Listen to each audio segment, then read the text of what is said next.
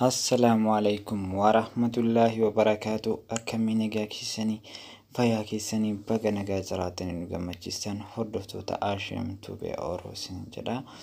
Hadda barumsa waan baay'ee namatti tolutu qabadhee isiniif dhiyaadheetiin jira.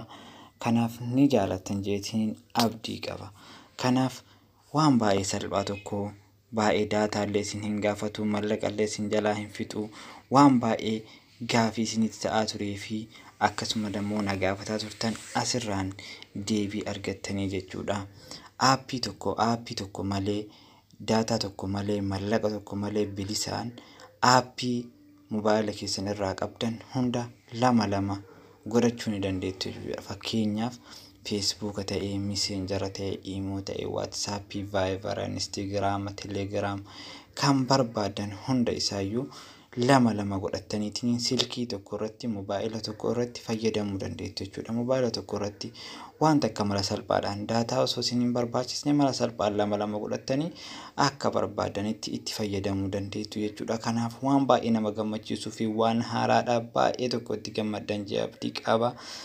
Akkasuma gara barumsaatti osoo hin seenne dura akkanatti YouTube keessa seentaniitiin jechuudha.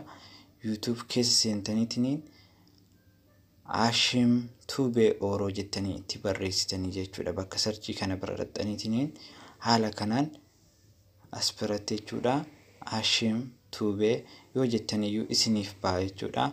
Kanaaf as biratti jecha subscribe jedhu kan diimaa kalariin isaa diimaa kanarratti ni xuxxanii akkana subscribe erga gootaniin booda mallattoo notification kan bilbila fakkaatu kana ni xuxxanii all kan jedhu irratti deebistuu jechuudha. Kanaan booda barumsa isiniif gadhiisu hundi isiniif dhufaa. Kanaaf faayidaa argattanii akkasumas anas ni fayyadu jechuudha. Kanaaf haala kanaan viidiyoo kana keessa viidiyoo kana jala xuxxan seentanii viidiyoo gosa garagaraa wanni jala Haashim Tuubee Oroo jala wanti dhabame tokko illee hin jiru. Kanaaf nu hordofaa isiniin jedha. Kanaaf ammaaf gara barumsaatti seennaa nu hordofaa isiniin jedha. Hordoftootiyyaa.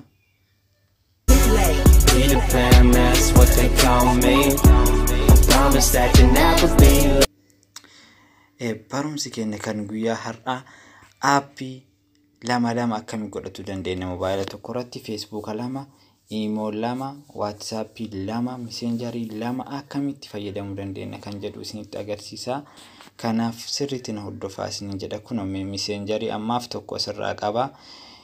Akkasuma akka keessaa isinitti agarsiisu mee fakkeenyaaf kan biraas mee Viber isinitti agarsiisu.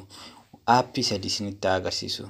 Kanaafuu isin fakkeenya kanaan hundayyuu deeffachuu dandeettu. Akkana gad harkistanii gubbaa irra bakka setting kan jedhu bakka setting san argitanii mallattoo san bakka xiyyaan tuqisan irra gaaxxuxxanii jechuudha. Haala kanaan asiin akkana gad oftanii haala kanaan jechuudha. Erga setting seentaniin booda advanced features kadhu kan argitanii barreeffama kana irratti tuxxanii jechuudha. Erga barreeffama kana irratti tuxxaniin booda haala kanaan isiniif baasa jechuudha. Kanaaf erga akkana isiniif baasee dual messenger kadhu kan argitanii isa kana bira tuxxanii jechuudha. Barreeffama kana jechuudha. Erga akkana tuxxanii kun akkanatti as biratti WhatsApp, Facebook, Skype, Viber, Telegram, Messenger isiniif baasa jechuudha.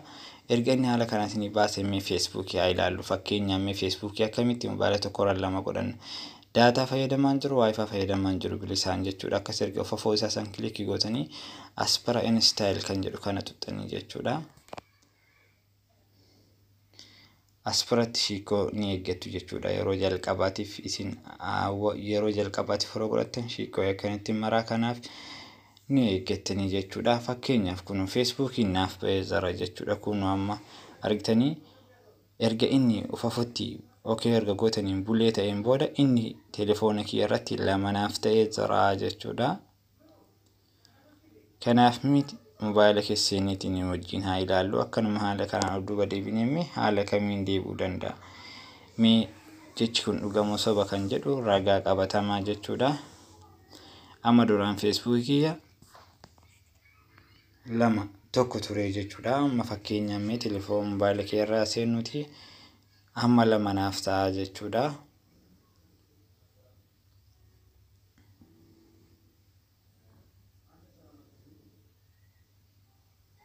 Asperatti kun argitanii Facebookni kiyya lamanaaf ta'ee jira jechuudha. Kun argitanii iskiriin irratti jechuudha. Lamanaaf ta'ee argamee jira jechuudha. Kanaaf fayyadamuu danda'a jechuudha. Lamaanittiyyuu akkaawuntii garaagaraatiin fayyadamuu ni danda'a jechuudha. Kun asperatti argitanii Facebookii duraanii kan lammaffaa demoo du'aan diimaa kan ofirraa qaba jechuudha. Kanaafuu waan baay'ee namatti tolu tokko jechuudha. Akkasuma ammas kan lammaffaas meera deebisinitti agarsiisu aappii biraa fakkeenyaaf lama godhee akkanuma sitiin keessentanii akka isiniif galuuf jechuudha. Advanced feature karoon ni xuxxanii jechuudha. Achi booda barreeffama kanarra xuxxanii jechuudha. Aspira dhuftaniitiin jechuudha. Kun sirriitti akka isinii galutti ilaala. Mi fakkeenyaaf haayila mi aappii biraa kamiin lama godhee isinitti agarsiisu. Mi fakkeenyaaf messengeraa godhuuti. Haala kanaan fafoo isaarratti akkanatti bulee gootanii install kadhu kanarratti ni xuxxanii jechuudha. Erga install gootaniin booda ta'ee jira jechuun kunis ammas mi fakkeenyaaf Viber yaa ilaalluuti. Akkanatti haala kanaan deebi'ee jira jechuudha. Argitanii Viberis lama naaf ta'a, messengeris lama naaf ta'uu qaba jechuudha. Telefoona keerratti erga akkana godheeti mi fakkeenyaaf telefoona mobaayila keerra seeneetiin immoo lama ta'uu isaa addaan haa baafannu jechuudha. Ragaa amansiisaadha waan itti fayyadameetiin argeetiin jiruufi jechuudha. Kanaaf kun Facebookiin lama ta'ee jira akkuma isinitti agarsiise jechuudha. Akkasuma kun messengerii lama ta'ee jira duraan argitanii tokko isinitti agarsiise amma dammoo lama naaf ta'ee jira jechuudha. Waan diimaa mallattoo diimaa ofirraa kan qabu kan amma achirraa koppii ta'ee jechuudha. Kun Viberis lama ta'ee jira. Kan biraas Telegram ta'ee, Imo ta'ee, WhatsApp aappii kamiyyuu jechuudha. Lama godhataniitiin mobaayila tokko irratti itti fayyadamuu ni dandeettu jechuudha. Haala kanaan jechuudha waan baay'ee namatti